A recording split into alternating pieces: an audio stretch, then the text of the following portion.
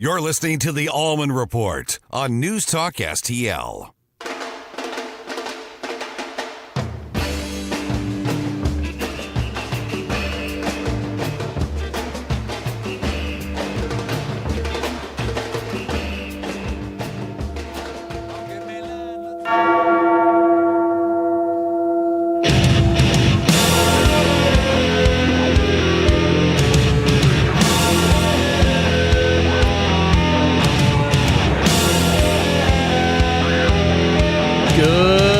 Monday evening, St. Louis. Hello, welcome to the Allman Report. If you're tuning in right now, whether it's audio or especially on the video side of things, you're probably like, who the heck is this guy? This does not look or sound like Jamie Allman. And you would be correct. This is Danny Define, host of The Next Gen on NewsTalkSTL every Sunday night at 8 p.m. Central. And I have the pleasure, the privilege of filling in for Jamie Allman while he's presumably out on the beach with Joe Biden in Delaware or out on the golf course. Where is Jamie at? Do we know? Where's Jamie at? I heard Jamie's in Arizona. Is he? Okay. That's what I've heard. Is he rallying the voter registration, hopefully? We know Arizona, that's a big swing state, right? He didn't tell me what it was, actually, he was doing. I'm not entirely sure. He better be, because I'm as surprised as you are, honestly, that he's not here. I know that guy, he's like superhuman. I thought he never requires a day off, but I think he's out there with one of his kids out there in Arizona. One of them goes to college. But anyway, you're listening to the Allman Report. My name is Danny Define. We have so much to get to here tonight on this Monday evening, October 7th, 2024. It is the one-year anniversary of the Hamas attack in Israel. We have the election only 29 days away. We have this disastrous situation in the southeast right now, the aftermath of Hurricane Helene, and now we have another Category 5 hurricane forming in the Gulf of Mexico, looking to pummel Florida and some of those southeastern states. So much to get to.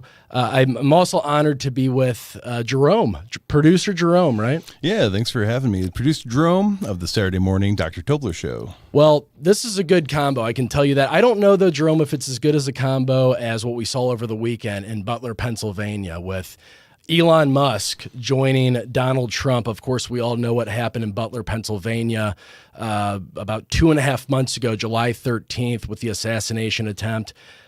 Donald Trump, his ear was grazed. He gets up, pumps the fist, fight, fight, fight. And sadly, we lost a great man, a great patriot, Corey Competor. Two others were seriously injured by the would-be assassin. But Donald Trump, here he is on stage, going back to Butler, Pennsylvania, obviously a critical swing state in this upcoming election. But it was the importance of that moment, him taking the stage again after almost having, let's just be frank here, almost having his head blown off on live TV in front of the entire world, like I said, less than 2.5 months ago. And here Donald Trump is going to Butler, Pennsylvania, and he brought, like I mentioned, a very, very special guest who I believe is doing the Lord's work right now, Elon Musk. Absolutely. Thank God for Elon Musk buying X, formerly known as Twitter, taking the shackles off that censorship, as we all saw in the 2020 election, whether it was the Hunter Biden laptop or the skewed polling or just honestly the censorship of conservative voices on Meta, Instagram, Facebook. Elon Musk, with his massive fortune, he could ride off in the sunset, much like Donald Trump. Now, Donald Trump doesn't have that kind of money. He doesn't have Elon Musk $260 billion type of money. But Elon Musk doesn't need to be getting in this, doesn't need to be dealing with the headaches, the death threats, all of the negative publicity that has come his way since he bought Twitter and now is vocally supporting Donald Trump in this upcoming election. And I just want to reiterate how important it is that Elon actually took over X, because just the other day, Hillary Clinton went on record saying, if we cannot find a way to censor social media, we lose control. She did not specify who we was, but I think it's very obvious what she means by that. And this comes after John Kerry even said we can rework the First Amendment to fight, quote unquote, misinformation, disinformation. And so the fact that Elon Musk is taking it upon himself not only to provide us an avenue to talk and freely and discuss ideas, but he's joining Trump in it was a very powerful moment to be back there and for them to sit there and show the world basically that they are here on behalf of us. I'm just blown away by that still. Yeah, and Elon Musk, he's very vocal about this as well. He was a former Democrat. He actually voted for Joe Biden in 2020. And much like RFK or Tulsi Gabbard, this isn't about Republican and Democrat anymore. I've been saying that on my show, again, The Next Gen, every 8 p.m., every Sunday night at 8 p.m. right here on News Talk STL. But I've been saying this now for well over 3 or 4 years, that this is not Republican versus Democrat. This is truly good versus evil. And we have this whatever you want to call it, the deep state, the cabal, the establishment, these politicians like Hillary Clinton, like John Kerry, like the Obamas, like Joe Biden, that have spent decades of just friendly, cushy media coverage where they're never questioned, none of their abhorrent behavior, in a lot of cases, none of their crimes have been fairly reported or even talked about on the mainstream media. So now we have Elon Musk, the Tesla billionaire, the SpaceX billionaire, buying Twitter. And actually, Jerome, I don't know if you saw this, but X is now the #1 app in the App Store as far as news outlets go. It is the #1 most downloaded app. And I think that just shows where we're at right now as a society. People are waking up. People are craving freedom of speech, the First Amendment. They're looking for an outlet where they can express themselves and not get banned or censored. And I'm going to play a clip right now of Elon actually at the Trump rally. Again, this was over the weekend on Saturday. Here is Elon Musk and what he had to say after he was introduced up on stage. As you can see, I'm not just MAGA, I'm dark MAGA. Well, first of all, I want to say what an honor it is to be here. And, the true test of someone's character is how they behave under fire. And we had one president who couldn't climb a flight of stairs, and another who was fist pumping after getting shot. Fight, fight, fight. Blood coming down the face. Now, America is the home of the brave. And there's no truer test than courage under fire. So who do you want representing America? Yeah, absolutely. And I think this election, I think it's the most important election of our lifetime. This is no ordinary election. The other side wants to take away your freedom of speech. They want to take away your right to bear arms. They want to take away your right to vote effectively. You got 14 states now that don't require voter ID.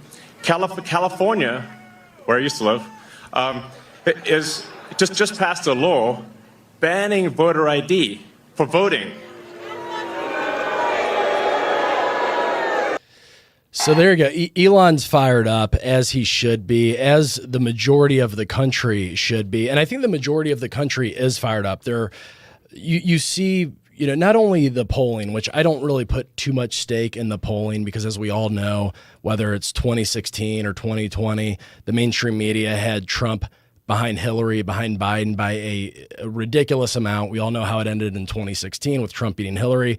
And, 2020, I always like to put an asterisk next to that election. But even with all the, let's say, tomfoolery, Trump was much closer to Joe Biden at the end of the election. Well, I was going to say election night. It really turns into like election month now, which is a huge red flag for me. Never remember it being election month up until the last couple of years, couple election cycles. But Elon Musk shares the same concerns as I do. He shares the same concerns as many Americans do, where if you have another 4 years of this Biden administration with Kamala Harris in office as the first female president, as the Democratic left-wing media loves to promote her and prop her up as, you're going to see this country, which is already in a very, very rough situation right now, very poor shape. You're going to see that in hyperspeed under a Kamala Harris presidency, because I don't care what she's saying now about, oh, I'm a gun owner and I support the Second Amendment and I support the First Amendment. And she's really trying to meet people in the middle, acting like she hasn't been this ridiculous far left whack job progressive politician her whole life. Don't get fooled by what Kamala Harris has been saying the last month and a half, last 2 months, since she was not even duly elected as the Democrat nominee. She was inserted in the 11th hour once the Democrat, the deep state establishment found out that Joe Biden is completely shot mentally. So we're going to force his hand, force him to drop out of this race, and we're going to insert Kamala Harris, who was the first candidate to drop out actually in the 2019-2020 primaries. So she shouldn't even be there as a Democrat nominee right now, but here we are. She was inserted. And I just want to touch on something that you just brought up. A lot of people are thinking about this only in terms of Trump and Harris, but just like you mentioned, it's not just about them. It's about the administration that comes with them. So I think that should be what is on everybody's mind right now. Would you rather have 4 to 8 more years of this current administration, which is doing everything possible to destroy our way of life, to allow people that shouldn't be here to have the same access to the same rights, everything? Or do you want the administration that has the former Democrats, the people with integrity, like Tulsi Gabbard, like Elon Musk, like RFK, and many others that have switched sides since then? Which one would you rather have? Yeah, I don't think it's, when you talk about RFK or Tulsi Gabbard, listen, that is an extremely tough decision to make, to come out and publicly endorse Donald Trump. I don't think they're doing this because they want to be trendy or that this is the end thing. In RFK's example, he comes from a long family history of Democrats. His family, from all accounts, have completely disowned him since this. I even heard that his very liberal wife, who's an actress in Hollywood, she was Larry David's wife on Curb Your Enthusiasm, for those of you that don't know. But she actually came out the other day against her husband endorsing Trump and how this is just really a strain on the marriage. And she doesn't know if she could even go on living with this guy, being with this guy because of that endorsement. So RFK, Tulsi Gabbard, Elon Musk, they're not just hopping on the bandwagon. This comes from a deeply rooted concern that we're not going to have a country left if Kamala Harris gets 4 years, because everything that we've seen at the southern border, everything that we've seen with the economy, the crime in these major cities, the DE&I, the woke nonsense, adding fuel to that fire, it will be like that on steroids if Kamala Harris is in office. So I agree with Elon Musk there. I know a lot of commentators, media personalities will say this every election cycle, how this is the most important election of our lifetime. But we truly are at a boiling point right now, not only as a country, but look around what's going on across the globe. Exactly. Look at Russia, Ukraine, how that started under the Biden administration. The horrendous Afghan pullout with the 13 dead Marines, and Biden at the funeral doesn't even have the decency to act like he cares. He's checking his watch. He's completely aloof, zero compassion. And while we're on the subject there, I always like how Biden, whenever it's convenient for him, like the 13 dead Marines that he left stranded in Afghanistan, he'll always bring up, well, my son Bo, I lost a son too. Yeah, but it wasn't because of pure negligence, and he didn't die in action. He died of brain cancer. Extremely sad. Don't get me wrong. That's horrible for Joe Biden and the family. But every time Biden has an opportunity to make it about himself, he pulls that sympathy card, how he can relate to what some of these deceased, killed in action Marines, soldiers, what their families are going through. So I don't want to hear it, Joe. I'm actually glad that we're not going to have to see him in a few months, that he will be moving on, maybe to a nursing home. Del Mar Gardens, I hear, has a very nice setup.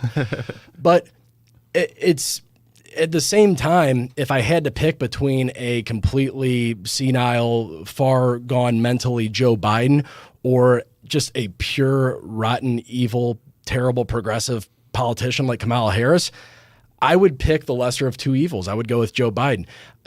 Kamala Harris is going to make Joe Biden look like a lightweight compared to her policies and how far left she's going to try to pull this country. Absolutely. It is ridiculous the amount of people that are supporting Harris that are not actually paying attention to the policies that she's proposing and the ideas that she expounds.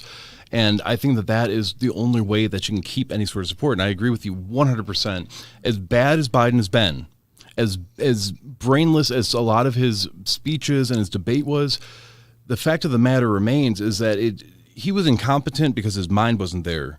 She is not only incompetent, but the things that she's trying to be competent at are absolutely in the worst interest of everybody, Republican, Democrat, liberal, conservative in this country. And yet because she's not orange man bad, that is enough apparently. And because she's pro-abortion, it's almost like, what if Trump somehow was as pro-abortion as she is, what else would she possibly offer to anybody that would gain her support? Well, as we've seen the last couple months, no matter what Trump says, you can pretty much bank that Kamala is going to come out a couple weeks later and say the exact same thing, just repackage it. The no tax on tips, the southern border policy, building a wall, securing the southern border. Again, folks, don't get it twisted. Don't let this game that Kamala Harris is playing right now, the last couple months since she's been the Democrat nominee, don't let that blind you from the fact that she is a far left radical. And Jerome, you mentioned the abortion issue because we all know that's the thing that the Democrats and the media grip onto is the abortion and Donald Trump overturning Roe v. Wade. And he's been very adamant that if there is a federal abortion ban, he will veto it. Mm-hmm. So he said, as it should be, it should go back to the states. Yep. Let the states decide. And personally speaking, and a lot of my, I don't even call them conservative, let's just say common sense female friends, they're on board with this too. It's like, are you really willing, and I'm talking to a Democrat voter here, predominantly female Democrat voter, are you really willing to throw everything away? The economy, the southern border, law and order, all of these conflicts in the Middle East right now that we're not only sending weapons and billions with a B, billions of dollars to these foreign countries. You're going to throw all of that away over the off chance that you might have to abort a fetus one day. That's what they're hinging it on. And it's the abortion issue, and it's the Trump is a threat to democracy. They always like to say that. Well, conveniently enough, I've pulled a clip here of Democrats, very, very notable Democrats over the last few years, becoming a threat to democracy and calling for violence. And let's roll that clip here.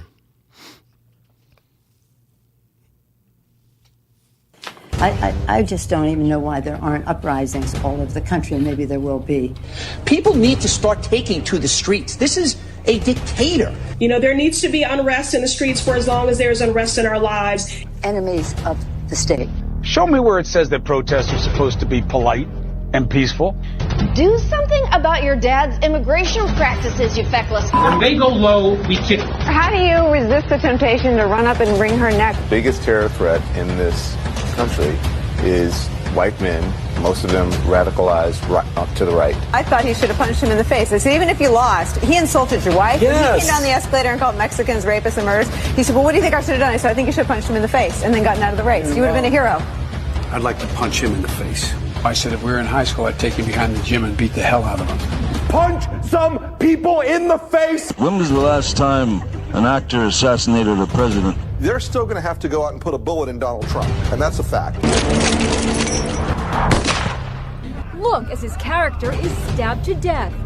Where is John Wilkes Booth when you need him? Okay, all right, that's enough of that. You get the picture, though. So the people that are saying that Trump is invoking violence and he's causing a threat to democracy, you don't have to listen to me. Listen to their own words. This is what they've been saying for years now. If you don't subscribe to the far left radical playbook, if you are a Donald Trump supporter, if you want to put America first, then you are the threat to democracy, not the people that I just played on that clip. Absolutely. And just even trying to think of anybody on our side the right side of what's going on saying anything like that about anybody on the left, that would be cause for all sorts of investigation. So all I want to say about that is the left should thank God that the right is not as violent as they think we are, because that is absolutely despicable that they can get away saying that and nobody has an issue with it. Well, you can only poke the bear for so long before you actually do incite some violence, because the people on the right, Republicans, conservatives, have been taking this kind of abuse now for years, and it's only a matter of time before we put our foot down and say that enough is enough. And I'll tell you who else is putting their foot down are the people that have been completely disregarded, completely forgotten by the Biden administration, and those are the victims of Hurricane Helene. And up next, we're going to hear from some of those victims, and we're going to dive a little bit deeper into what the hell is going on with these hurricane victims and the lack of support from the Biden administration. So come right back after this. You're listening to the Allman Report.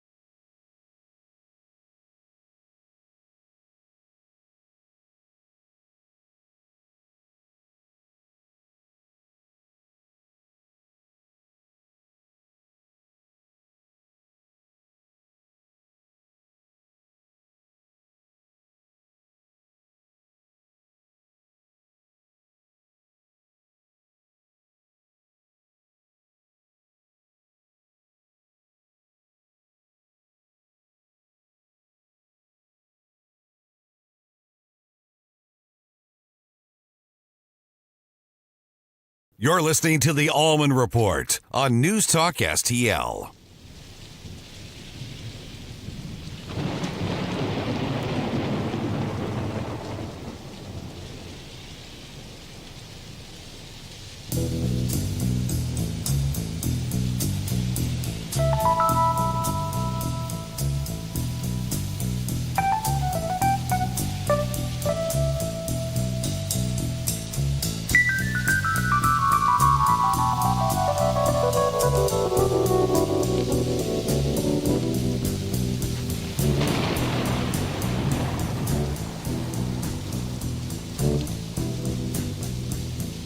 Riders on the storm. Riders on the storm. Well, you're going to have to just excuse my appearance because we have no power, we have no running water. But I'm just so pissed off that I've got to make this clear. We got a notification from TEMA. I'm guessing that's FEMA for Tennessee. I'm not exactly sure. I think it's supposed to be the disaster relief people. But they were like, do not donate your time. We don't want you to donate time unless we ask for you. And we don't want you to donate stuff to other people. You need to just donate money and stuff to us and get your instructions from us and listen to us. What? And then they said yesterday, we don't go into areas that the roads are not easily accessible. What? You are the disaster relief people. Like, that is your job, to go into the areas that are hit by disaster and provide relief. Not to just go to the easy area and sit and wait for the people that are in the disaster area to be able to come to you. The roads that we do have were cleared by the locals, and you have to have trucks and stuff to be able to get through there. Like, it's just beyond me. So, and you have us all messed up. If you think you're going to come here and bark orders at us and then expect the people just to give you the money and us trust that you're going to try to take care of us when you don't go into areas that are not easily accessible. What? Like, this is Cott County, girl. So, donate to our local churches, because they will make sure that the people that need it will get it. And you need to just, while we appreciate what help you're trying to provide, I don't think you understood the assignment, because it's not to just go to one location in hopes that the people in the disaster area can make it to you. So just sit back and watch, and we'll show you how it's done, but we're not going to stop. So please and thank you. Well, she is a Southern belle, so she did say please and thank you at the end, because that's, how they are, Tony. Tony Colombo is joining us here on the Allman Report. Tony, how you doing, my friend? I am well, Danny. Thanks for having me in. And that's my first experience with that lady, whoever she was. God bless her cotton socks. TEMA's a real thing. I just looked it up while she was talking. I thought it was. No, TEMA, so that's the state level. I didn't think that was real. But yeah. TEMA. Do we have MEMA? Do we have MEMA here in Missouri? I don't know. I guess so. TEMA is, I guess, the Tennessee version of FEMA. And if all those things that she said is true, boy, is this not a exhibit A in why the government sucks, and you should not trust or expect the government to run your life or solve your problems. You would think, Tony, with the amount of taxes that we pay and the amount of money that the government sends overseas to these foreign countries, to the migrants that are coming in illegally through the southern border, the over $650 million, and this is Mayorkas saying this isn't me saying this, that I don't know if you saw this, Tony. I'm sure you did, because you're a very well-studied man. Well, I just learned about TEMA, so maybe not. Okay, so maybe not. But Mayorkas actually came out last week and said that he doesn't know if there's going to be enough funding to make it through the hurricane season. And a large part of that is because the hundreds of millions of dollars that we're giving to illegals to put them up in the nicest hotels, for social services, for whatever it may be, food stamps, housing, it makes my blood boil, and we're pretty disconnected from it up here in St. Louis. But my heart really goes out to those people down in Tennessee, South Carolina, North Carolina, Georgia, Florida. And now here we go again with Milton, another hurricane coming their way. Mostly this one's going to be impact Florida almost exclusively, but a big chunk of Western and Central Florida. So, all this drama, all this stuff is going to be front and center again. I do know exactly what you're talking about, and it's maddening for all the reasons that you just pointed out. Mayorkas coming out and acting like they don't have any money left, when, the government takes tens of trillions of dollars in taxes every single year, as you mentioned. But also at the same time, this is so beyond confusing. And again, here we go. Government bloat. the untrustworthiness.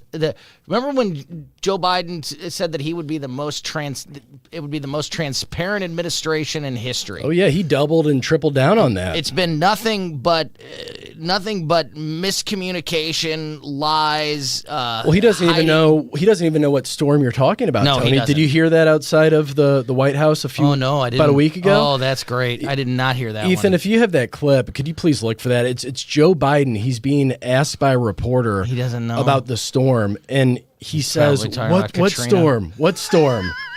What storm? Dude, the worst storm since Hurricane Katrina The Tampa almost Bay 20 storm? years ago. The AFL team. Yeah, right.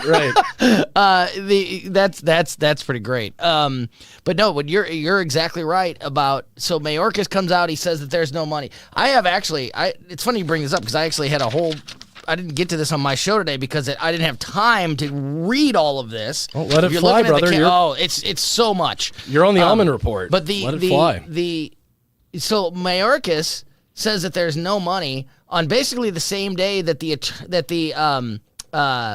IG releases the Inspector General releases a report saying that there's $8.3 billion sitting in the coffers for emergency hurricane relief, but they can't access that money unless a certain a certain condition is met, and then that money becomes accessible for this type of purpose. But you got to wait for somebody over here to say it's okay for the person to use it on this side. Yep. It is like this is, if you're looking at the cameras, this is the short version of this one document is the short version of the explanation. If I read the whole thing, you'd be even more confused than you are from my Cliff Notes version of the explanation. But the bottom line is, who knows? Who knows who you can trust? Who knows what the truth is?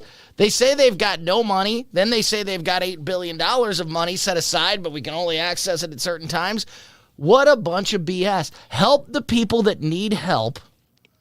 And do your job just once on your way out before you're done here, Joe. Just do your job once. How about that? Here's another one, Tony, and this, again, it's bad enough that we're sending all these billions of dollars to these foreign countries and funding these wars across the globe, which, by the way, all happened under the Biden administration with Russia, Ukraine, now Israel and Palestine, what's going on over there.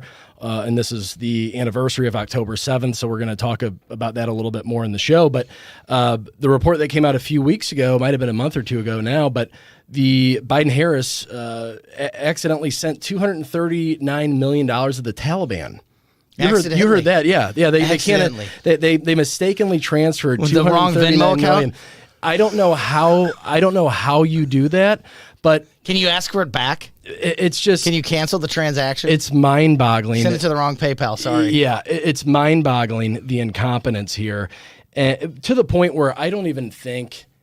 I'm almost to the point of saying I know that it's deliberate to an extent, because you can't just be this incompetent. No. There has to be a driver behind it. There has to be a nefarious reason you are this incompetent and making it this difficult for Americans to live their everyday lives, to help recover after a disaster like this hurricane.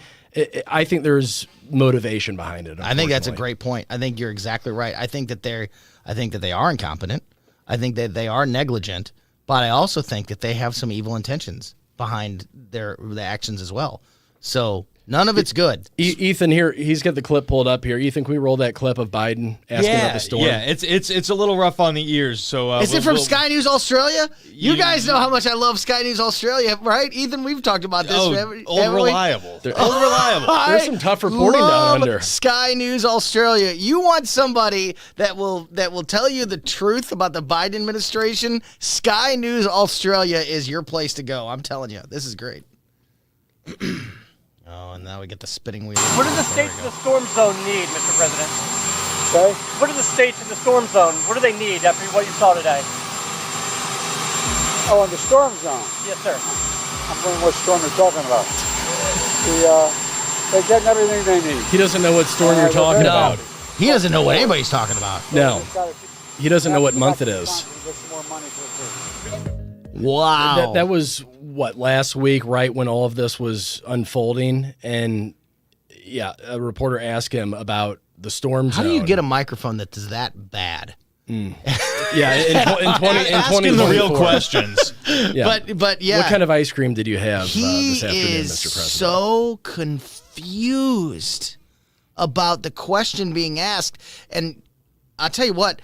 He acted like he heard it at the end. Oh, the storm! I didn't know what storm you were talking about. Yeah. And he answered. But all he did was give the most generic political answer in the world. Oh, we're getting the people everything they need, and Congress is going to vote for funding. Yeah. You can answer that. You can give that as an answer for just about anything. He has no idea what he was just talking about. Well, I'm looking at the screen right now, Tony, and in subtitles it says they've got everything they need. They're very happy across the board. Yeah. Well, did the team lady at the beginning of this segment sound very happy? The hundreds of videos that are pouring out now on TikTok, on X, and Tony, I mentioned this to Jerome. He was on the first segment here with me, but I am so thankful and so grateful that Elon Musk bought Twitter, bought X, because imagine what would have happened not that long ago if we didn't have at least some kind of outlet where there was freedom of speech and people could post a video about how incompetent the government is without getting shadow banned or without getting taken down or removed from the platform completely. So at least there is, with Elon buying Twitter, and I don't know who owns TikTok. I know TikTok's a whole other ball game, and the Congress is trying to get that banned. But TikTok, that's a whole nother conversation. TikTok for the most part, actually will show videos that are of people in Tennessee, South Carolina, Georgia that are speaking out against the government, saying how big of a SH show this is and how they believe, and I believe, that they're intentionally withholding aid. They're intentionally just doing this to these poor people down in those communities. And here's a fun statistic for you, Tony. I don't know if this could have something to do with it as well. So 26 out of the 28 North Carolina counties that were affected by this Hurricane Helene, 26 out of the 28 North Carolina counties voted for President Trump in 2020. So could they be slow playing the relief efforts? Because we're only 29 days away from the election. Could they be possibly, the federal government, FEMA, slow play the relief efforts, making this more difficult for these people to go cast a vote on November 5th? Well, you know what? Those are the kind of things, those are the kind of questions or the kind of conspiracy theories that 8 years ago, 10 years ago, maybe even 5 years ago, I would have rolled my eyes at and said, okay, I see where you're going, but, it's a little bit, we're getting a little bit too far out into the crazy zone. Today, no, I don't think. Today, unfortunately, I think that just about anything is possible. Just about. I wouldn't put it past this administration. I wouldn't put it past people like Kamala Harris, Joe Biden, Nancy Pelosi, Chuck Schumer, AOC, Bernie Sanders, whoever you want to name. I wouldn't put it past them to do some of the most despicable, evil stuff you could think of. So I don't roll. It's sad that we have to think that way. I don't think to myself, oh, that couldn't possibly be it. I could definitely see them saying to themselves, at minimum, Danny, I could see them saying like, oh, screw these MAGA people. Yeah. It's not like New York. It's not like a blue state where we really want to help things. I could definitely at least see things at that level, which is sad and sick. And there's a large population down there that is white. I think that might have something to do with it as well. No, I think you're right. I think more it has to do with blue and red. I think you're right. I think if it's a blue state, maybe there's a different response than there is if it's a red state. We'll end on a little bit lighter note here because I did see one video where we're going to wrap this up and we're going to talk a little bit more about this disaster and this Hurricane Milton that's coming in now. That should make landfall in any hour. But there was a video of a horse that was on a slanted roof. I think it was South Carolina, and the floodwaters were all the way up to the top of the building. And somebody commented, at least the horse knows how to stand on a sloped roof. I was going to make a pitched roof joke, but you are right. That's where I was going. Secret Service couldn't figure it out in Butler, Pennsylvania, but the horse has no in North Carolina problem being on the slanted roof. That's all right, well, funny. Tony, we're gonna clean this up, for lack of better terms. We're going to kind of tie a bow on this this disaster relief here in the next segment, but come right back. You're listening to the Allman Report.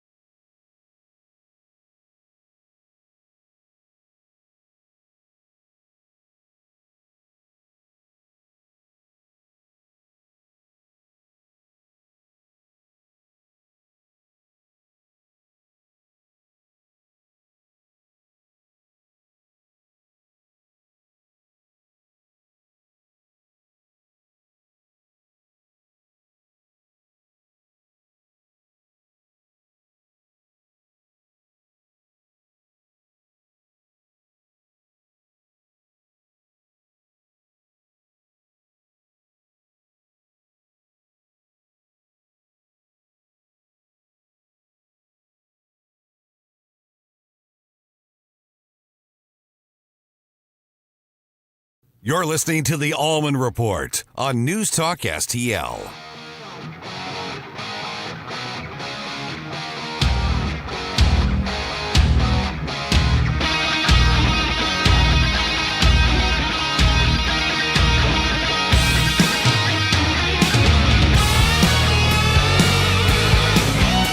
All right, welcome back to the Allman Report. I am your host, filling in for the legendary Jamie Allman. My name is Danny Define, host of The Next Gen, every Sunday night at 8 p.m. right here on News Talk STL. And Tony Colombo is with me as a guest. You know, it's like when Jamie's away, the kids will play, right? Yeah, right. He's going to come back to a house that's just discombobulated. All the kids were here, yep. It's going to look like Project X. You're going to have his car in the swimming pool. There's going to be like a chimpanzee swinging from the chandelier. Yep. So we're holding down the fort. It was fun while it here. lasted, though. It was. We're having fun here. Kind of piggybacking off of our last conversation we were having there, Tony. Have you heard anything about these lithium mines in North Carolina? A little bit, but I'm not. I can't go deep on this topic, but I'm wanting to learn. Yeah. So this is what's going on right now, and there's videos and people commenting this that's circulating the internet right now, primarily on X. Formerly known as Twitter, but the world's largest lithium mines are in Kings Mountain, North Carolina, and that's about 60 miles west of Charlotte, North Carolina. And this was obviously heavily impacted by Hurricane Helene. And a lot of people are thinking this could be a land grab.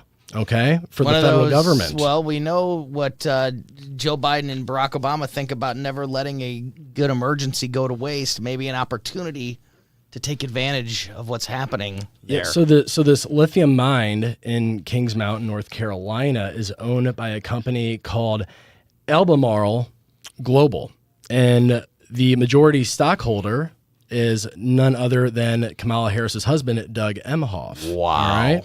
And on September 24th, 2024, so just 2 days before Helene, Albemarle submits state and federal permits for redevelopment of the Kings Mountain mine, despite residents objecting to it in multiple town halls.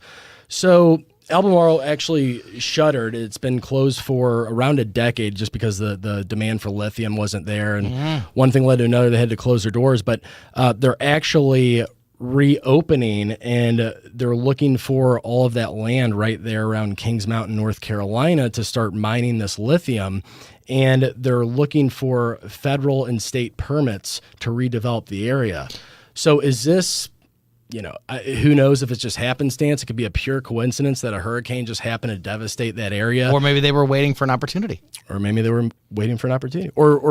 it's weather manipulation. Oh, here we go. But we only have like 4 minutes left in this segment. That would take like 4 hours to break that down. Can I say something that's really weird that you said Doug Emhoff's name just now? Yeah. I didn't talk about this earlier. So on my show earlier today, while we were live, Kamala Harris came out and she was giving like a live update press conference on hurricane relief.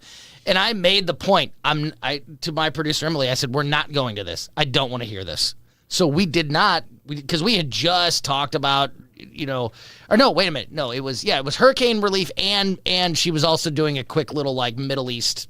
Like today's the end, because it's October 7th, the anniversary of the beginning of the war. And I said, we covered this already. I don't want to go to this. If she says anything interesting, I'll let everybody know.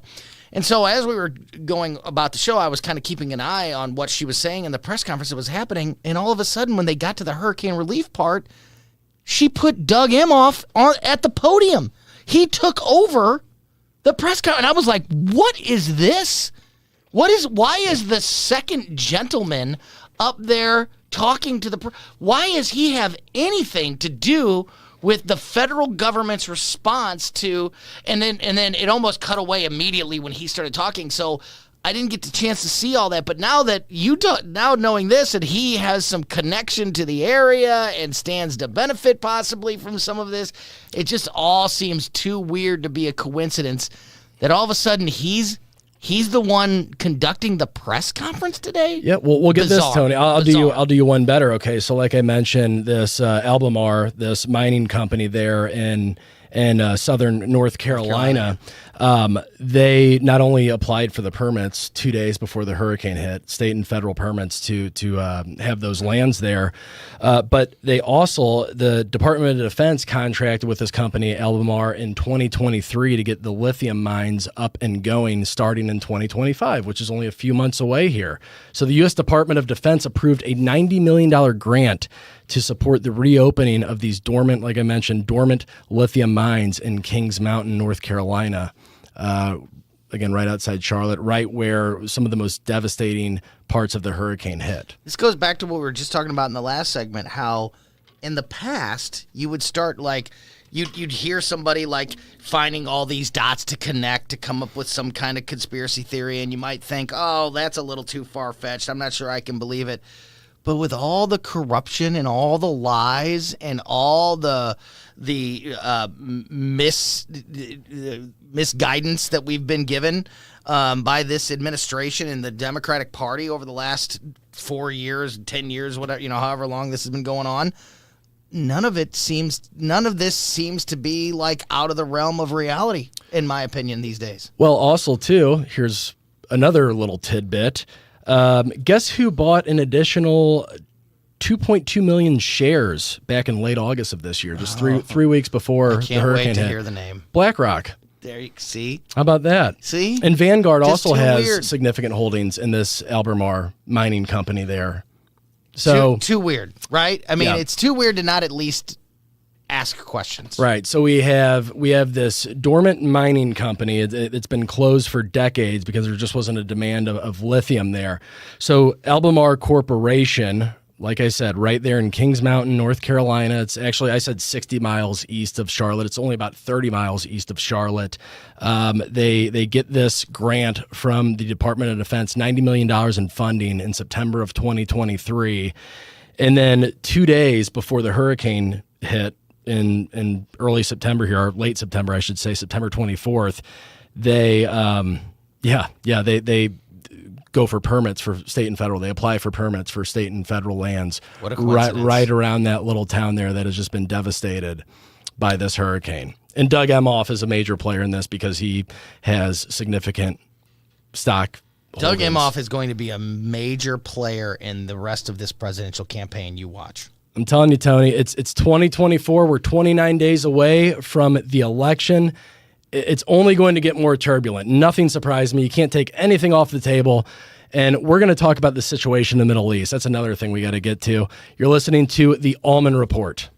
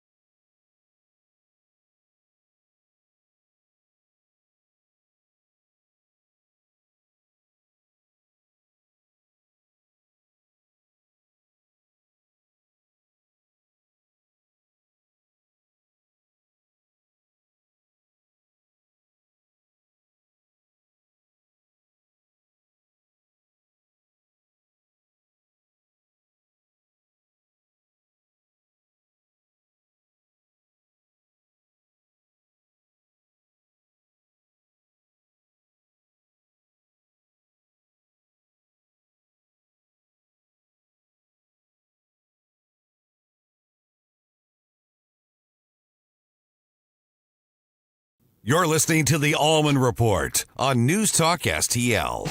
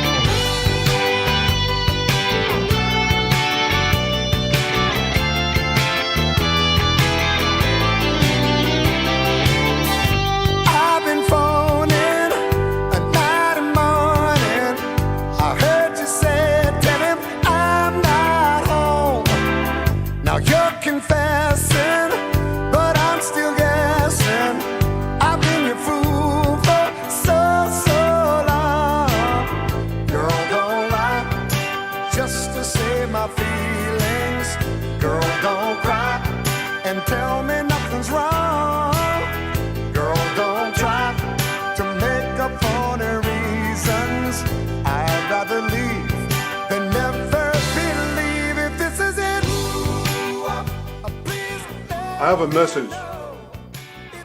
I have a message for President Macron. Today, Israel is defending itself on 7 fronts against the enemies of civilization. We're fighting in Gaza against Hamas, those savages who murdered, raped, beheaded, and burned our people on October 7th. We're fighting in Lebanon against Hezbollah, the most heavily armed terror organization in the world, which was planning an even greater massacre than October 7th on our northern border, and that has rocketed Israeli towns and cities for nearly a year.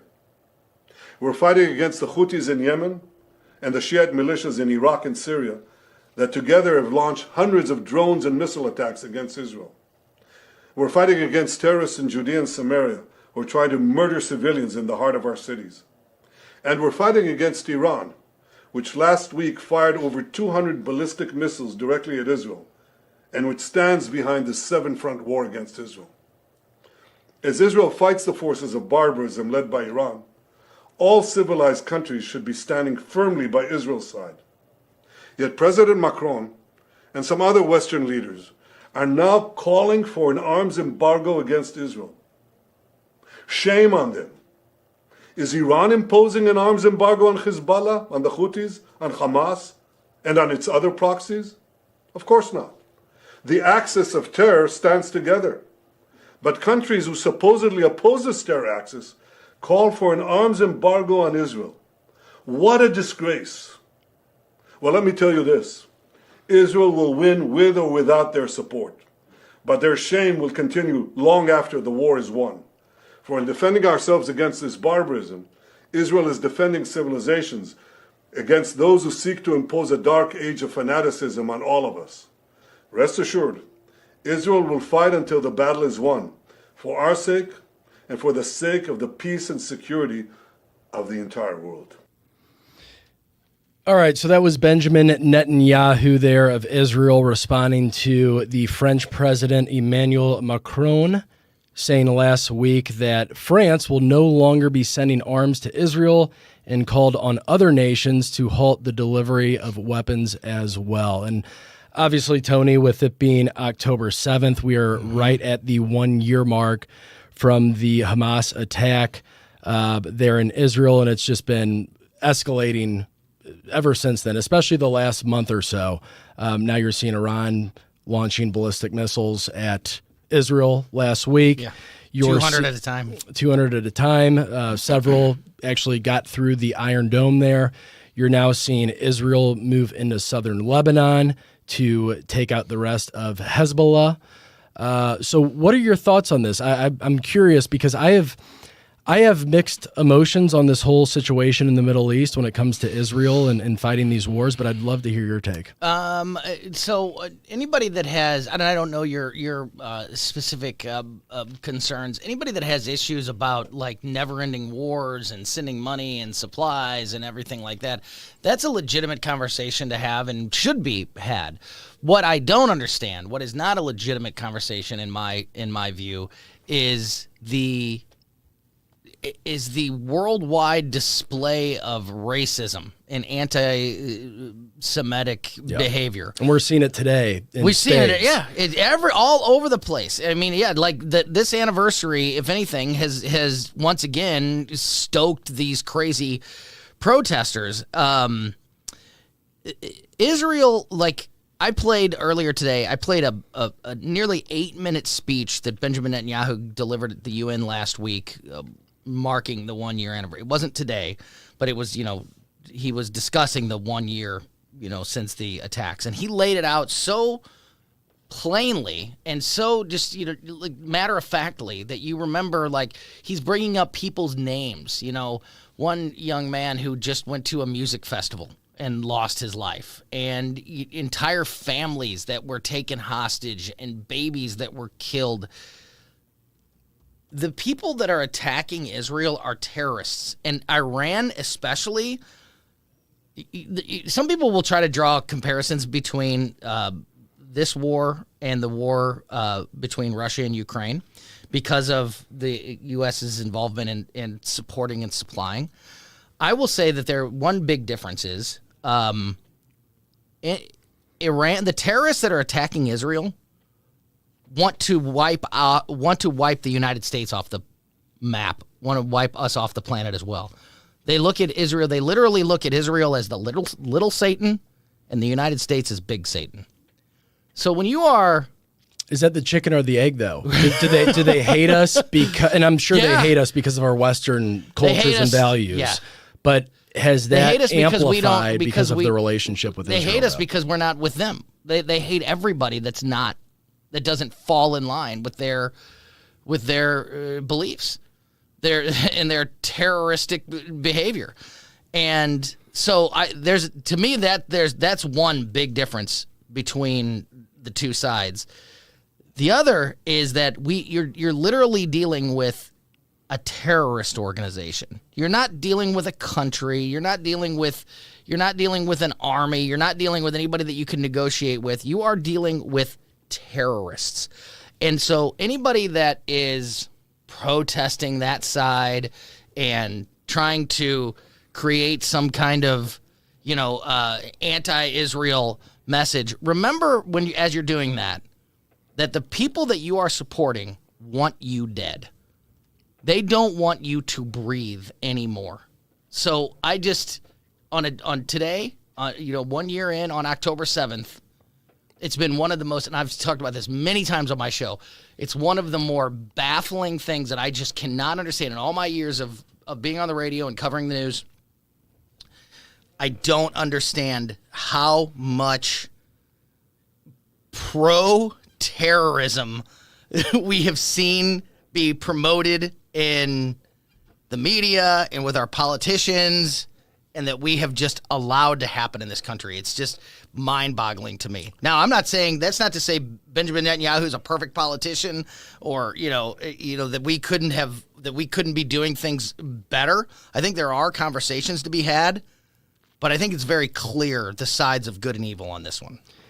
Yeah, well, I'll give you that these anti-Semitic and we've seen a massive rise in anti-Semitism the last year. It's disgusting. I was with one of my best friends who's Jewish. I was hanging out with him this weekend, and I'm like, is this, how bad are you feeling it right now? And never in his life owned a gun, but went out and bought a gun. Isn't that nuts?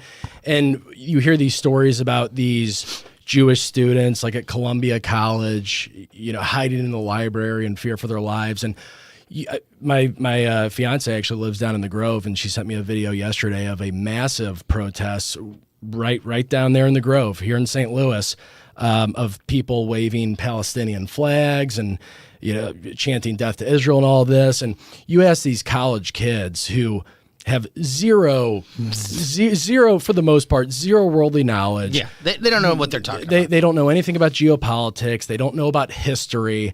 And they're spewing this nonsense. Completely agree with you on that. Mm-hmm. That unacceptable. Many of these people are completely uninformed. Yeah, I always get a kick of, especially the LGBTQ for Palestine, gays for Palestine. Yeah, right. And Netanyahu, when he visited, you would be killed. Yeah, it's chickens for KFC. Yeah, and that's that's a good way to put it. And I stole that from Netanyahu. Actually, Netanyahu mentioned that when he came here a couple months ago and spoke to Congress. Way to put it. But where we would maybe differ a little bit on this is, you look at the last 40, 50, really since Israel the creation of Israel back in 1947, 48. And the amount of not only troops that have died, American troops that have died, the amount of money that we've sent to Israel, which is now over $300 billion, which looking at Ukraine, I think we're at $174 billion just in the last couple of years. But by far, and I get it, we need Israel. They're our strongest ally for geopolitical reasons, for all those things that you just mentioned. But as an America first, really America only, and you could disagree and say, well, this is a product of that. But I don't want it. My biggest concern is that Israel, and they've been actually pretty clear about this, they're going for broke this time. At first it was going to be, we're going to retaliate after October 7th. We're going to retaliate against Hamas, go in there, completely flatten Gaza, which they have. It's looks like an apocalyptic, the Gaza Strip is just completely decimated. Isn't that what you'd want to happen if we were attacked? I would, but there's also been a large amount of casualties, civilian casualties, and I get it. That's the cost of war. Yeah, war sucks. It sucks. There's going to be casualties. There's going to be women and children that die, but I look at what's going on now, and I say this is a 3-phase war. Phase 1 was the retaliation against Hamas. All right, that's completed. I know Hamas still has some hostages over there, but we can pretty much say that part of the campaign is wrapped up. Now, phase 2 is going into southern Lebanon, which, by the way, has a 30% Christian population as well. So predominantly Muslim, but large amount of Christians there. So Israel is now going into southern Lebanon to take out Hezbollah, which I'm all for. Get rid of every terrorist. Let Israel cook. Get rid of Hamas. Get rid of the Houthis. Get rid of Hezbollah. You will not see me shed one tear for that. Okay? But part 3 of this, what I believe, and Israel's actually been hinting at this and not really backing away, after they're done with Lebanon, they want to take this and go topple the Iranian regime, which a lot of Iranians, a large majority of them, don't want that regime in there now. It's an Islamic theocracy. Right. So it could look like... There's a lot of countries like that are like that. You could say that about Russia. You could say it about China. Yeah. A lot of the countries that are our enemies it's the governments of those countries that are our enemy, not necessarily the rank and file 100%. citizens. 100%. Which is a really important thing I'm glad you brought that up, because I think that's a really important thing for people to understand. Yeah, but we already have 40,000 troops in the Middle East now. We have a couple of warships over there. And with how bad things have gotten here domestically in the United States, we just talked about it for the last hour about these poor people down in Georgia, South Carolina, North Carolina. A measly $750 loan is the best that they're getting right now. Is it in our best interest to send the insane amount of money, the amount of resources, troops now potentially getting involved? Is that an America First policy? That is a very legitimate conversation and debate that we should be having. And the transparency of how much support and how much money and how much investment we are to put into that is something that we should be talked about. This conversation, though, never happens.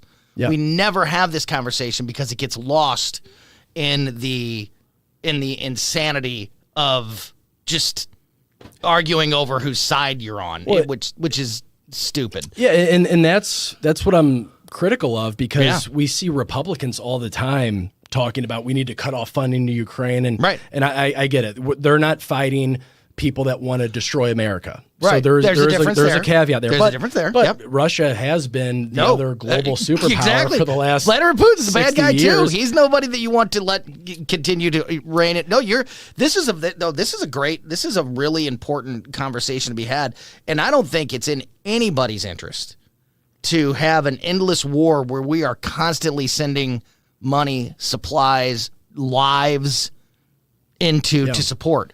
The problem is that we have never, as the world, as a planet, we have never allowed, because of our sensibilities, which are good at the end of the day, like wanting to protect life and not watch people be killed and innocent civilians be killed and schools and hospitals be blown up. Nobody wants to see that. But because of the way that this has been drawn out over decades, we find ourselves in this unending loop of war, tentative peace, ceasefire, while one side builds up another chance to attack, and then here we go again. At some point, it has to stop, because you're right. It's not in our best interest, and it's not something that is in anybody's best interest to continue an endless war where we're just funneling money and supplies and troops and lives out the door in an unending war. I'll respond to that because we're coming up on a break here, and this is a lot to unpack. Yeah, we can take it in the next one if you want to. Absolutely, Tony. Well, I'm with Tony Colombo. My name's Danny Define, filling in for Jamie here. You're listening to the Allman Report. We'll pick it up after this.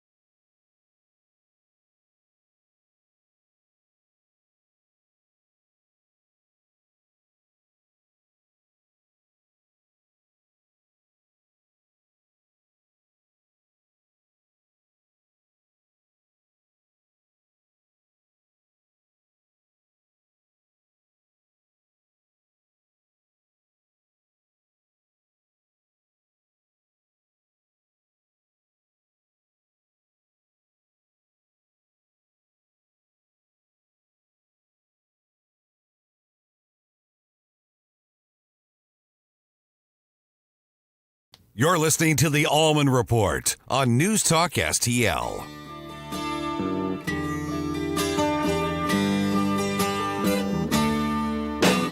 Wake up, Maggie, I think I got something to say to you. It's late September and I really should be back at school. I know I keep you amused, but I feel I'm being used. Oh, Maggie, I couldn't have tried anymore. You led me away from home just to save you from being alone. You stole my heart, and that's what really hurts. All right. Welcome back to the Allman Report. My name is Danny Define, filling in for Jamie on this Monday evening, the 1-year anniversary of the Hamas attack, the 1-year anniversary of this raging war in the Middle East, which just seems to get worse and worse by no end each in sight, passing right? day. No.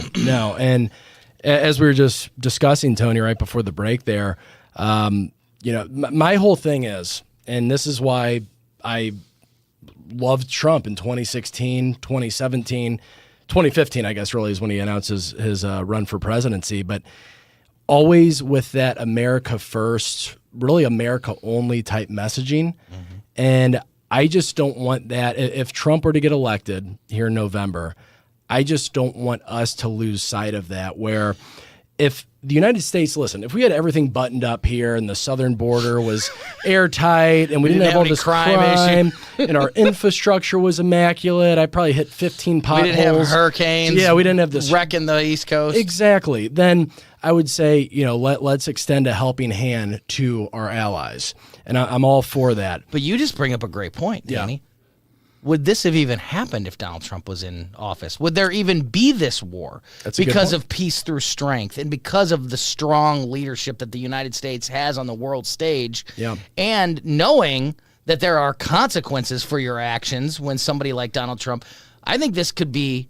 We didn't even go down this line of thought when we were in the last segment there, but I think this is a perfect example of why this election is so important for so many different reasons. But on the world stage, the world is a safer place when America is strong.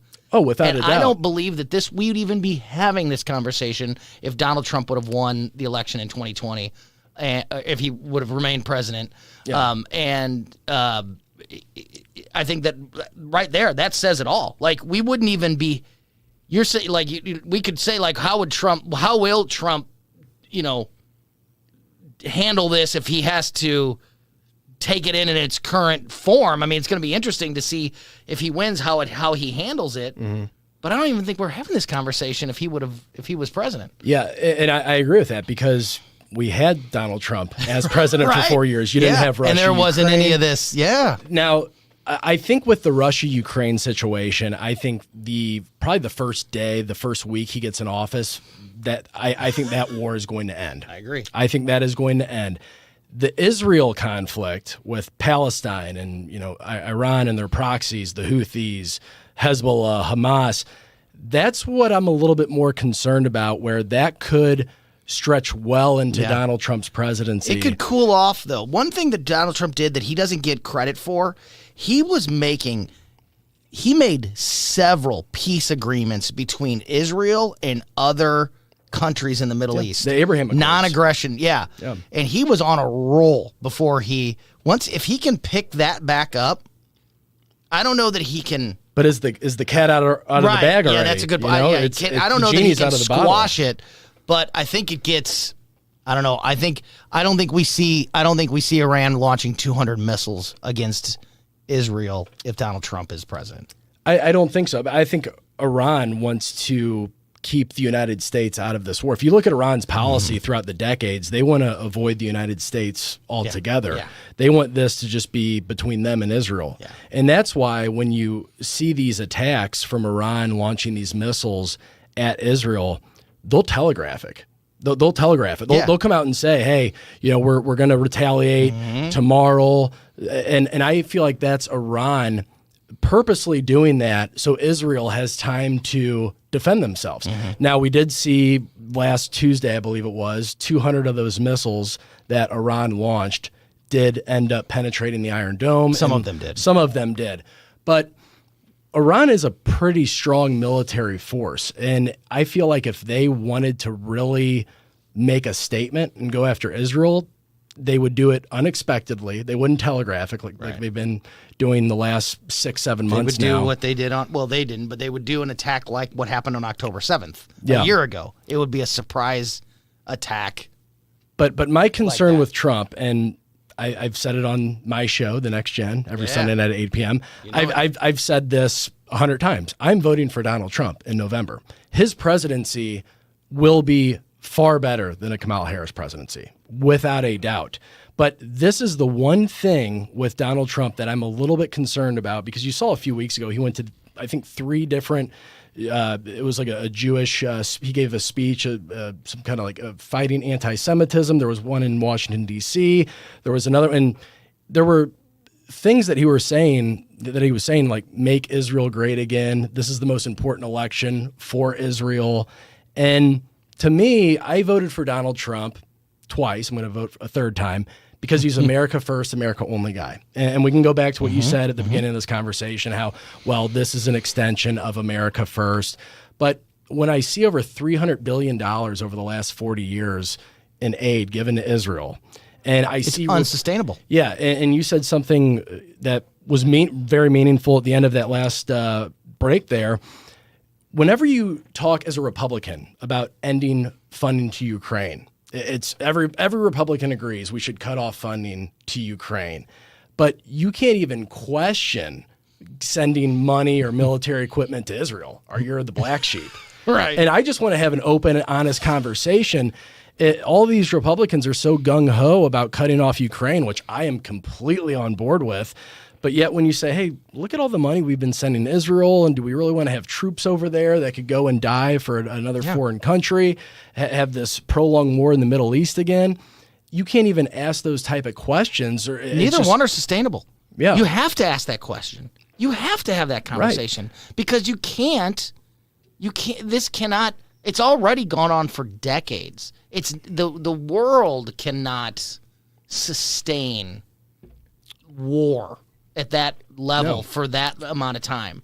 So there's got to be discussions about an end game and well, I think the an end exit game strategy. I don't think there is an exit strategy. Maybe the end game is the exit strategy. I think this is a war of, I believe, biblical proportions that's been brewing and been escalating rapidly. Yeah. And I think Israel's going to go for broke. I think once they're done with Lebanon, now they had trouble in Lebanon in 2006, if you recall that at all. They actually went in boots on the ground against Hezbollah in southern Lebanon. And Hezbollah, as far as their armed forces on the ground, Israel has a tremendous air force. They have tremendous intelligence with Mossad. They have to, because otherwise they'd be gone. Exactly. They have to have an incredible military. They had issues in 2006 with this Lebanon war. Second Lebanon war. The first one was in 1982, I believe, that we can now officially call this the third Israel-Lebanon war. But they had issues back in 2006. So, and last reports that I saw, that Israel, their military, they have lost some pretty substantial players there. Some higher-ups in the Israeli military since they went into southern Lebanon. But if they're able to get past that and do their job there, I believe phase 3 is going to be going over to Iran and toppling that administration, that regime, which, like I said, a lot of Iranians, they support that. They don't like living under that theocratic Islamic regime. It could look, when Israel's done with them, it could look like Iran in the 1960s, where women are going outside, wearing bikinis, and it looks like a developed Western nation. But I feel like this is going to keep spouting, and the fact that Donald Trump, again, saying make Israel great again, this is the biggest election for Israel. The fact that Miriam Adelson is his top donor, Israeli citizen, $100 million that she has donated to Donald Trump's campaign, has even appeared at rallies with Donald Trump. Trump giving speeches with an Israeli flag in the background. I don't want any other flags in the background besides the United States. America first, America only. I get that. Is my I get that. And I don't think there's anything wrong with that mindset. I do know that a world without Israel is a much more dangerous world for the United States. I agree. So there's, like I said, I am not shedding one. I hope Israel I know you're not. Goes to town, and I hope they do what they got to do. Wipe out Hezbollah, wipe out the Houthis. They've pretty much wiped out Hamas. I mean, they've just decimated wipe them. out terrorists. Wipe out terrorists. We almost had them wiped. We almost had the Taliban wiped out, but we took the foot off the gas pedal. We left. We got now they Jared have billions Schmitz and 12 other servicemen and women killed. Yeah, and we've allowed them to resupply and replenish their forces. That needs to not happen Again, it needs to not happen on a world stage, and it's in everybody's interest to eliminate terrorism. But you make a very good point, one that should not be looked at as like this crazy conversation that you're not allowed to bring up. Yeah. It is unsustainable for us to send money, resources, and lives into the Middle East or Ukraine or anywhere in an unsustainable loop, unending war. Yeah. Something has to be done. And if it's Israel wiping all their enemies out, that's fine. If there is a way, this doesn't seem likely or seem possible, at least as we stand here today. But if there is a peaceful way to end this, again, I don't think so. I know, I agree. I don't think so. But what I'm saying is it has to end. Yeah. So it has to end with either a military victory or a peace accord, and it's looking less likely that a peace treaty would be the end game. But I think Israel's going for broke, and I can't blame them. I can't because they've been getting attacked. Their for way decades. of life is under attack. Yes. Could you imagine living under we would all be saying wipe out our enemies if we were in their position as well. Totally get where Israel's coming from. My big thing is I just don't want the United States to get so attached and fight these battles and send billions of dollars overseas, whether it's Ukraine, Israel, when we have so many issues. And that's that is a fair conversation, that fair thing to bring up. And a lot of Republicans like Mike Johnson, Mike Pence, I follow them on Twitter, and every day it seems like they're saying prayers for Israel. Because it is true what I said. If there is no Israel in the Middle East, it is a much more dangerous world for the United States. I agree. So that is. But that doesn't mean that we just have to forever or be even involved. Put it as our top priority. Mike Pence, the last week, I counted this 5 times he mentioned Israel, about defend them at all costs, prayers for Israel, which I get it. That's great. But one tweet, and I know that we can't really benchmark on the number of tweets they send out, but it's pretty telling. Yeah. One tweet about the hurricane victims. Yeah. How about prayers for, that's right. How about prayers for North Carolina? How about we start with that? How about prayers for Florida? Exactly. How about we clean up our own closet? Yeah. Get rid of all the illegal immigrants, get rid of, seal down the southern border. How about prayers for the Border Patrol? Seriously. Well, Tony, did you want to stick around for one more? Because I know you had a story here, and we're coming up on a break.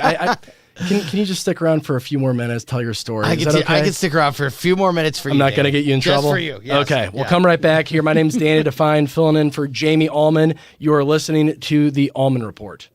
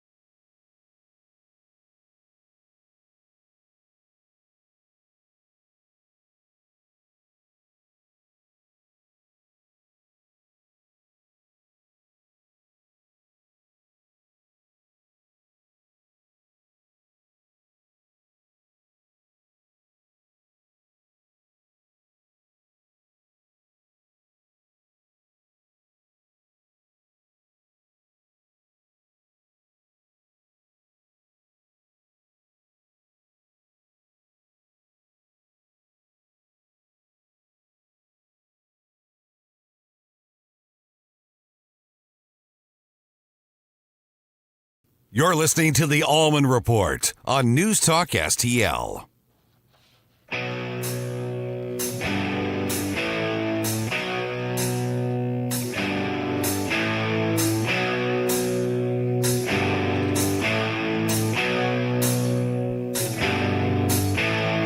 Mother, tell your children not to walk my way. Tell your children not to hear my words, what they mean, what they say. Mother, Mother, can you keep them? All right, welcome back to the Allman Report. My name is Danny Define. I am filling in for Jamie while he's out on vacation, but he'll be back tomorrow night here, fighting the good fight as always. I'm joined with Tony Colombo. Yeah. The host of I'm glad I Colombo stuck around Company for now? one more just to hear Danzig. That's awesome. Hell yeah, man. You know, Tony, you have a story here because it is spooky season, Yes. right? We're only a few weeks away from Halloween, which I believe is one of the more underrated. I've always been a big Halloween fan. I love the Halloween. So here's my thing on Halloween. I love the Halloween vibe. So I'm a big paranormal guy. Like, I love to talk about ghosts and cryptids and aliens and all. I love that stuff. It's almost like you used to work with Dave Glover. Yeah, it's almost like we do a whole segment every Friday on my show now. Every Friday leading up to Halloween, we got the guys from Haunted Garage on, which is every Saturday night here on News Talk STL. So yeah, we talk paranormal. I've been doing it for years, back in the old days with Glover, and now on here. And I love the Halloween vibe. I love the paranormal vibe. I'm not the kind of guy that's going to go to the adult costume party. No, that's not me. Not your thing. That's not me. Okay. I love the pumpkin spice, and I love the decorations, and I love the spooky season. You're and I so love the basic. vibe. You're so basic, Tony. But I'm pumpkin not going, spice guy. I listen. Actually, I do. love it too. I'm a pumpkin. I can eat the pumpkin bread, pumpkin spice stuff all year round. I'll admit it. It takes a big man, a confident man, to admit that. And and apparently you are that confident man. Yes, you know that. I'm very comfortable. I love some Starbucks pumpkin spice latte. I love the pumpkin spice. Are you a scary movie guy too? I don't watch hardly any movies because I don't have time for it. But when I do, I love like Exorcist, like a good like reality. Some of the the story and reality, like The Exorcist. Can't be too or Amityville. Like I love those. Totally those movies agree. are I love that. The stuff. Exorcist, especially because part of that took place in St. Louis. I've been to the house. Really? I've been to the Exorcist house. I just got chills. We'll have we should do a whole Halloween edition of the Next Gen. Yeah. This month. I can tell you some of my biggest paranormal investigations and some of those stories from But no costumes though. If you come on the show, will you at least wear a costume for Listen, me? I do dress up every year on Halloween. I've done my show dressed as a hot dog. I've done it dressed as a pickle, as a taco. Yeah. But I'm not the kind of guy that's like, let's get all out and go to the adult costume party. That's that's where I draw the line. So food, that's your theme. I'm picking up on a theme here. Okay. Cheap. Just wrap yourself in tinfoil. Yeah, I go to the clearance section of the Spirit Halloween store, and then usually we're like the banana costume. That's my speed. Okay. This story though is not a good story. This isn't your speed. This is a bad Halloween story. I just want to get your thoughts on before I had to dip out here. Missouri sex offenders, as of this Halloween, in a few weeks from now, are no longer required to post a no candy warning sign outside their home after a federal judge ruled that it is unconstitutional. So this law has been in Missouri since 2008, where registered sex offenders cannot go outside to interact with children on Halloween. They cannot have outside lights on Halloween. And they are required to post a sign stating no candy or treats are available at this home on Halloween night. However, starting this Halloween, due to a federal court ruling by federal U.S. District Judge John Ross, said that is somehow a violation of free speech for sex offenders. It violates the rights of sex offenders. Yeah, the ruling follows a legal challenge involving Hazelwood resident Thomas Sanderson and Missouri Attorney General Andrew Bailey. Sanderson filed a lawsuit last year arguing the sign requirement violated his First Amendment free speech rights. He alleged it forced him to make a statement to which he didn't agree, and this judge, John Ross, agreed with that and made this ruling last Wednesday. So now in Missouri, for the first time since 2008, a registered sex offender doesn't have to put that sign out. Why are we sick. making? It is pretty sick. It's really why sick, are actually. why are we even having a conversation about making anything easier for sex offenders? Yeah. Well, my costume might be this year when we're talking about sex offenders and children and pedophiles. I'm going to be dressed as the guy that operates the wood chipper, and I'll just go to each pedophile's home, and we'll just toss you in. There you go. I'll push the button. I don't know what a wood chipper operator wears. Probably like a hard hat, maybe a vest. But I'd be glad to dress up as. You know that what? this If year. that's one of those 2-men costume, like the horse where you got to have one guy in the back. Yeah. If the wood chipper, I'll be the rear end of the wood chipper for you. Because that is the. I'll break my rule about going to an adult Halloween costume if it means teaming up with Danny Define. Cleaning up And it the means state cleaning up, and yes, getting rid of these sick, disgusting people, which I think is the worst act that you can possibly commit, anything with kids like Yes. that. So that's disturbing. That is disturbing. And Yeah. a law that's been just perfectly fine since 2008. The judge said, what is this judge's name again? John Ross. John Ross. U.S. And John of Ross. course, it all stems out of North County, my hometown, where I lived most of my life until a couple of years, or my entire life until a couple of years ago. Of course, it's coming out of Hazelwood. Because a sex offender said that his First Amendment rights were being violated, and this judge agreed. So now this Halloween is the first one since 2008 where Missouri sex offenders don't have to put a sign out saying, and the sign doesn't say I'm a sex offender. It just says no Halloween treats available at this house. It's not like public humiliation, which Right. I'm all for. Which A it sex could- offender, right. I don't care. Wood chipper, public humiliation. I think we should do the wood chipper in the town square, honestly, for pedophiles, just like like they used to tar and feather people back in the day, up in New England. But the audacity of this guy too to actually take up a case. Yeah. If you were a convicted child predator, first of all, you shouldn't even be free. You should be in jail or, like I said, worse. But you actually will go out of your way to make a complaint to a judge saying that you're first. Then you have a judge that agrees. Unreal. A federal judge, which goes along with everything else that we have sort of talked Well, about the problem with this federal government. When you and not to end on I'm going to drop that bomb on you, and then I'm going to walk away. Yeah, How wow, about that? that's like just ripping a fart in an elevator and then just leaving me in here to fester with that for the next 6 minutes. I'm going to let disgusting. you chat with Jerome, and you guys take it from here. All right? Okay, and Great to I see you, will Danny. I will see you at the Halloween party, right? Yeah. You'll be dressed as a taco. I'm going to be the rear end of a wood chipper, I think. That's right. That's right. We're doing the wood chipper this year, guys. Okay, perfect. Tony Colombo, thank you so much, You my bet, friend. Danny. Thank Greatly you so much. appreciate you hopping in. A lot of fun tonight. Thanks so much. Absolutely.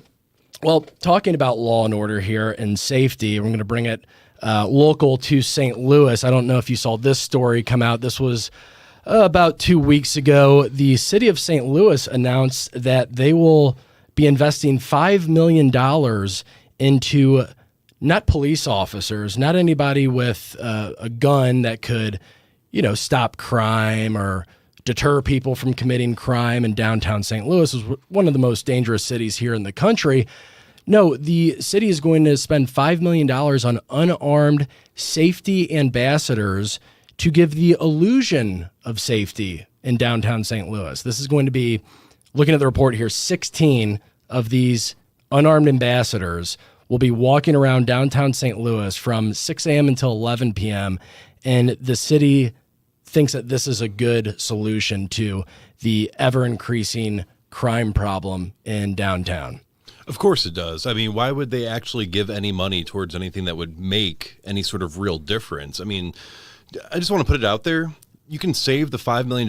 Give me $50,000, and I'll be sure to walk around armed because it is my constitutional right to, and I will make sure that these sex offenders on Halloween stay in their damn houses. How about that? Well, you could have, with $5 million, I don't know how much a downtown police officer makes. They're underpaid no matter what it is. But let's just say it's $100,000. You could hire, of that $5 million, you could hire 50 police officers downtown making $100,000 a year. And Why are we not using the $5 million for that? Exactly. And the blaring irony of the whole situation is that when it comes to Mayor Jones of St. Louis, one of the things that she ran on with her and her group of cronies was defund the police, get rid of officers. Well, we're seeing the result of that, and they're not hiring officers, but they're hiring a unarmed security group, what is their role? To supplement and to call out and to basically snitch on what's going on to the officers. Why not just use that money, like you said, to hire officers, get them better training? I'm all for civilian groups being able to be trained with local law enforcement, like a neighborhood watch program, to go around and to keep an eye on things. And, I don't think anybody wants like a death wish situation where, we're all running around like vigilantes. But what authority do they even have? Are they going to walk up to you and give you a citation? Can they walk up to you and make a citizen's arrest? I mean, we can all make citizen's arrests, to my knowledge. It's basically the way that I interpret it, and I'm looking at the comments here on this STL Today post. It's a middleman for an actual real police officer. So these safety ambassadors will walk around downtown, like I said, from 6 o'clock in the morning to 11 o'clock at night.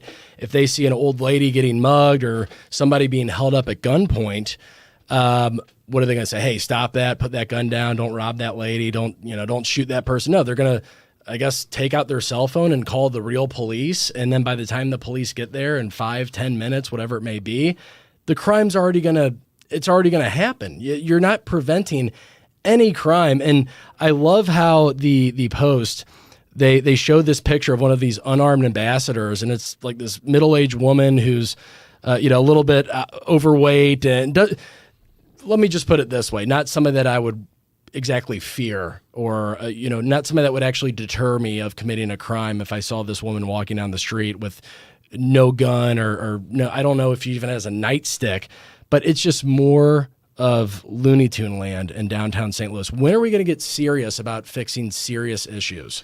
Yeah, and for anybody that's only listening and not tuning into our amazing live stream where you can see us live, you're in pretty good shape. I mean, I'm not as in good of shape, but thank you, Jerome. I try. I'm a pretty large guy. I had a decade of regional medalist wrestling experience. I mean, if either one of us got a little too drunk or, was on something that we should not be on, but we have an epidemic in St. Louis on, what is somebody going to do? Well, if you blow a whistle and I'm in the middle of a crime, what makes these people think that I'm not going to immediately try to do something to stop you from reporting me? Because that is how criminals actually operate. And again, I'm from the Chicagoland area, and people will come and retaliate against you even if they suspect you of being involved with snitching on them, let alone actually sitting there unarmed, calling out somebody. I mean, do they have like a whistle? Do they have like a beeper? Like, what is...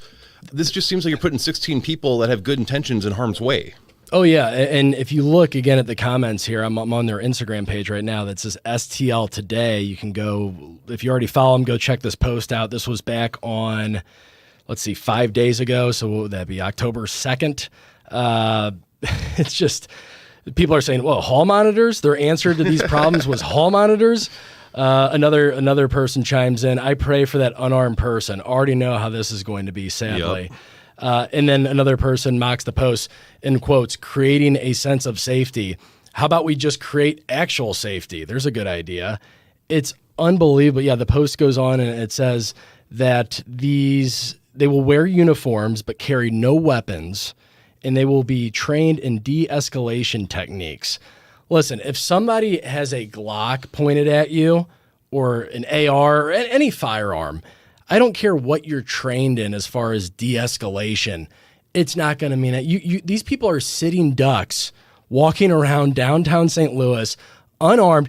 And also, the Post-Dispatch is now announcing this. So everybody knows that they're unarmed. We all know now. The Post-Dispatch has just announced to the world, to the region, that they're going to have unarmed ambassadors patrolling downtown St. Louis. I pray for those people, and it's a horrendous idea. It's a horrendous idea. And I don't mean to knock the people that are signing up for this, because clearly they do have good intentions, but really, I mean, $5 million for unarmed, basically lunch lady hall monitors, and yet, not to belabor the point, but $4 million for hurricane victims so far. Like, that's where our priorities as a nation is right now. Yeah. I don't see one positive comment. So the good news is, Jerome, everybody else in St. Louis feels the same way we do. This is ridiculous. It's Looney Tune land.